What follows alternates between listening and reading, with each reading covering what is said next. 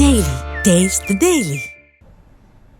కుండపోత వర్షాలతో 44వ నెంబర్ జాతీయ రహదారి ధ్వంసమైంది. హైదరాబాద్ నుంచి కామారెడ్డి, నిర్మల్ జిల్లాలకు NH 44 పై రాకపోకలు నిలిచిపోయాయి.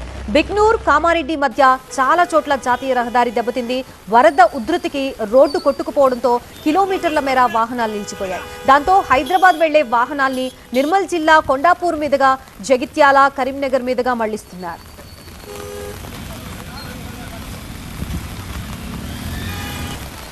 రైట్, మనం స్క్రీన్ మీద చూడొచ్చు కామారెడ్డి నిన్న ఏ విధంగా ఉంది, వర్ష ప్రభావం ఏ విధంగా ఉంది అనేది మనం ఈ బాక్స్ లో చూడొచ్చు. అండ్ కామారెడ్డిలో ఈ రోజు పరిస్థితి ఏ విధంగా ఉందో చూడొచ్చు.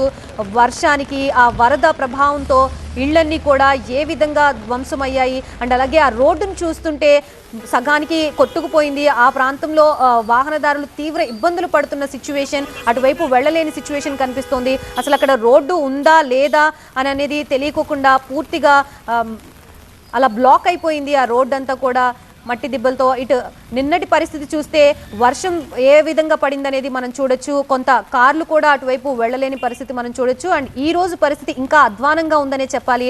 ఆ రోడ్డు పరిస్థితి చూస్తుంటే అటువైపు వెళ్లే వాహనదారుల ఇబ్బందులు మనం అర్థం చేసుకోవచ్చు.